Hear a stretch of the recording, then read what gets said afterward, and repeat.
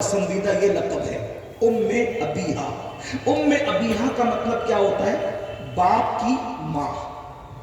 باپ کی، ہمیشہ باپ کی بیٹی ہوتی ہے، کوئی باپ کی ماں نہیں ہوتی، لیکن حضور سیدہ فاطمہ الزہرا کو باپ کی ماں کہہ کے پکارتے تھے۔ یہ لقب کب ملا سیدہ کو؟ شاب ابی طالب میں ملا۔ کیسے ملا؟ 4 بہنیں تھیں اور چاروں حضور ہی کی شہزادیاں تھیں۔ ہمارے عقیدے میں حضور کی 4 شہزادیاں، تو تینوں بہنیں بڑی تھیں، سیدہ زینب بنت محمد، رقیہ بنت محمد، ام کلثوم بنت محمد صلی اللہ علیہ وآلہ وسلم۔ 3 بہنیں بڑی تھی اور سب سے آخری میں سیدہ فاطمہ تھی۔ تو حضور علیہ السلام کے پاس یہ تینوں بہنیں بیٹھ کے کہتی تھی، بابا اب ہم سے بھوک برداشت نہیں ہو، بابا ہم سے یہ تکلیف دیکھی نہیں جاتی، بابا ہم سے یہ مصیبتوں سے اب مقابلہ نہیں ہوتا۔ تو حضور بیٹیوں کی شکایتوں پہ رو پڑتے۔ ایک دن اللہ کے رسول شاب ابی طالب اسی گھاٹی میں کسی کام میں مصروف تھے، تو تینوں بہنوں کو لے کے سیدہ بیٹھ گئی، حالانکہ عمر میں سب سے کم تھی، چھوٹی نہیں تھی۔ سیدہ چھوٹی نہیں ہے، عمر میں کم ہے، عمر میں کم ہے، چھوٹی نہیں ہے، عمر میں سب سے کم ہے۔ تینوں بہنوں کو لے کے بیٹھ گئی، کہنے لگی، بہنوں بابا اتنی اذیت اور تکلیف سے گزر رہے ہیں، پورے خاندان کا دکھ ہے، پورے خاندان کا غم ہے، پورے خاندان کی تکلیف ہے، تم لوگ کیسی شکایت کر کر کے بابا کو پھر پریشان کرتی ہو؟ دیکھو تمہیں بھوک لگے نا، بابا سے نہیں کہنا، مجھے کہنا۔ تمہیں کوئی تکلیف ہونا، بابا سے نہیں کہنا، مجھے کہنا۔ اور جب بابا آئے نا تو جھوٹ موٹ کی ہنسی منہ پہ لایا کرو تاکہ بابا کو کوئی تکلیف نہ ہو۔ یہ کہہ رہی تھی، ہر دکھ مجھ سے کہو، میرے بابا کو دکھی نہ کیا کرو، میرے بابا کے سامنے لوگ مسکرایا کرے، حضور کے دکھ میں اضافہ نہ کیا کرے۔ جب یہ بات کر رہی تھی میٹنگ کر کے بہنوں سے، حضور پیچھے سے چپکے سے کھڑے ہو کے سن رہے تھے اور حضور کی آنکھوں میں آنسو تھے۔ میری بیٹی کو میری اتنی فکر ہے جیسے کسی ماں کو اپنے بیٹے کی فکر ہوتی ہے۔ تو حضور نے سینے سے لگا کے کہا، تو میری صرف بیٹی نہیں ہے، تو تو ام ابیہا ہے، تو تو اپنے بابا کی بھی ماں ہے میری بیٹی، تو تو اپنے بابا کی بھی ماں ہے۔ ایک ماں اپنے بیٹے کی جتنی فکر کرتی ہے، تجھے اپنے بابا کی ایسی فکر ہے۔ اب مسلمانوں میں آپ سے پوچھنا چاہتا ہوں، 3 مہینے چولہے کا نہ جلنا، سر پہ پٹی باندھنے کے لیے کپڑے کا نہ ہونا، گھر چھوڑ کر کے دار ارقم میں قیام کرنا، اس کے بعد شہزادیوں کا طلاق پانا، اس کے بعد 3 سال شاب ابی طالب کے اندر گزارنا۔ اب بتاؤ، حضور کی ان محنتوں کا ہمیں احساس ہے؟ اگر اس امت کو حضور کی محنتوں کا احساس ہو تو اصلاح معاشرہ کے جلسے کرنے کی ضرورت ختم ہو جائے، اس لیے کہ ایک امتی کے دل میں عشق ہوگا۔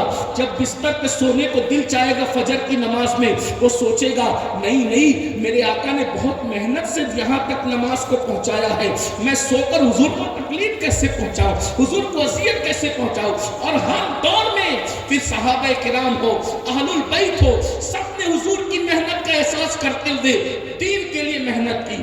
اور جب یہ ہندوستان کفرستان بنا ہوا تھا، پھر غریب نواز حضور کے حکم پر ہندوستان ہے۔ ایک بات آپ کو بتاؤں، یہ کوئی غریب نواز کوئی غریب آدمی نہیں ہے، یہ خراسان کے مالدار لوگوں میں، ان کے باپ بہت والد بہت مالدار تھے۔ جب ترکہ بٹا ہے تو پنچکی اور باغ ان کے حصے میں ہے۔ اس دور میں کسی کے حصے میں انگور کا پورا باغ آنا کوئی چھوٹی موٹی بات نہیں تھی۔ وہ چھوڑ کر مدینہ شریف گئے۔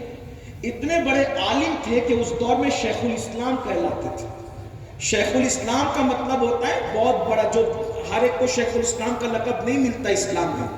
یہ آج کل تو آسان ہو گیا ہے نا القاب ہونا، یہ ناظم لوگ بہت دلیر لوگ ہیں بیچارے، بہت کشادہ قلب لوگ ہیں، یہ بہت نوازتے ہیں۔ ہر مقرر علامہ ہے، ہر مقرر خطیب الہند ہے، ہر پیر شیخ المشائخ ہے، یہ بس آج۔ لیکن اس دور میں القابات بہت دیکھ دیکھ کر کے دیے جاتے تھے۔ پہلی بات تو چھوٹے لوگ بڑوں کو القاب دیتے ہی نہیں تھے، बड़े लोग छोटों को अलकाब दिया करते थे, जब से छोटों ने बड़ों को अलकाब देना शुरू किया है, क़यामत से पहले क़यामत है, अल्लाह रहम करम फरमाए। एक बात मैं आपसे कहूँ, कोई अलकाब कबूल मत करो, इसलिए कि सबसे बड़ा लक़ब हमारे पास मौजूद है और वो हुजूर की गुलामी है। हुजूर की गुलामी की निस्बत से बढ़कर न ज़मीन के ऊपर कोई लक़ब हो सकता है, न ज़मीन के अंदर कोई लक़ब हो सकता है। इससे बड़ा भी कोई लक़ब है तो बताओ। हुजूर की गुलामी से बड़ा कोई लक़ब न था, न है, न हो सकता है। अरे उनकी गुलामी सलामत है तो फरिश्ते भी कब्र में एहतराम करते हैं, नकीरात करते हैं, ताज़ीम मेरी फिदा हो के तुझ पे ये इज्जत मिली है। हुजूर की गुलामी से बड़ी कोई निस्बत नहीं है, मगर ये निस्बत भी तो कायम रहे। अरे हम गुलाम कह रहे हैं, पता नहीं वो कबूल भी करते हैं या नहीं। हम गुलाम कह रहे हैं, पता नहीं वो कबूल करते भी या नहीं करते। मुझे लोग जब अलकाब से याद करते, अल्लाह जानता मेरा ईमान लरसता है, ये क्या बोल रहे मेरे लिए। हम तो अपने आप को खूब जानते हैं, ये पब्लिक हमसे बेहतर है, इनके सदके हम बख्शे जाएंगे, वरना हम लोगों के लिए क्या है। अल्लाह के रसूल ने फरमाया, सबसे ज्यादा अजाब क़यामत के दिन किसी को होगा तो मुकर्रिर लोगों को होगा, तकरीर। उनके होंठ आग की कैंची से काटे जाएंगे जहन्नम में, और कहा जाएगा जो कहता था उस पे अमल क्यों नहीं करता था। लिमा तक़ूलूना मा ला तफ़अलून, जो कहता था उस पे अमल क्यों नहीं करता। हमें नहीं पता हम बख्शे जाएंगे या नहीं बख्शे जाएंगे, इसलिए कि हमें तो ये खौफ रुलाता है ना, जब नूह अलैहिस्सलाम का बेटा जहन्नम में जा रहा होगा किरान की शक्ल में, मैं कहाँ होगा। ये तो स्टेज के कुछ शायरों की बहुत दीदा दिलेरी है, जो आपको एक बार सुभान अल्लाह कहने पर भी जन्नत की टिकट देते हैं। ये हंसने की बात नहीं है। इनका चेहरा देखो और जन्नत में जाओ, और उनका चेहरा देखो और जन्नत में जाओ। मैं पूछता हूँ मेरे भाई, जिनके चेहरे दिखा के जन्नत बांट रहे हो, कि उनके भी ईमान पर खात्मे की कोई गारंटी है अपने पास। उम्मुल मोमिनीन सैयदा आयशा सिद्दीका जब रोती थी अल्लाह के खौफ से, तो दुपट्टा ऐसे निचोड़ा जाता था जैसे धो के पानी से दुपट्टा निचोड़ते, आंसुओं से दुपट्टा निचोड़ा जाता था। जिसके बिस्तर पे कुरान नाजिल होता है वो अल्लाह के खौफ से इतना रोए, और हम जन्नती, हम जन्नती, हम जन्नत ऐसा लगता है लिखा के लाए अल्लाह की तरह। बहरहाल तो बात दूर निकल गई। मैं कह रहा था शेखुल इस्लाम का लक़ब था गरीब नवाज की, शेखुल इस्लाम, और मस्जिद नबवी में बैठकर आप दर्स हदीस दिया करते थे। इतने बड़े मुहद्दिस थे, हदीस का दर्स। आज तो वली का मतलब है जो कब्रिस्तानों में बैठ करके चिलम पी रहे, मतलब वो वली लोग हैं। 10-10 उंगलियों में अंगूठियां, मतलब वो वली लोग हैं। भांग पी रहे, मतलब वो वली लोग हैं। काले पीले कपड़े पहने, मतलब वो वली लोग हैं। नादानो, जो लोग इनकार करने पर आए वो गौस और ख्वाजा को भी नहीं मानते, और जो मानने पर आए इतने दीदा दिलेर हो गए कि नशा करने वालों को भी बाबा वली और पहुंचा हुआ कह रहे हैं। जो नमाज नहीं पढ़ते उनको भी पहुंचा हुआ कह रहे। कुछ तो हया करो।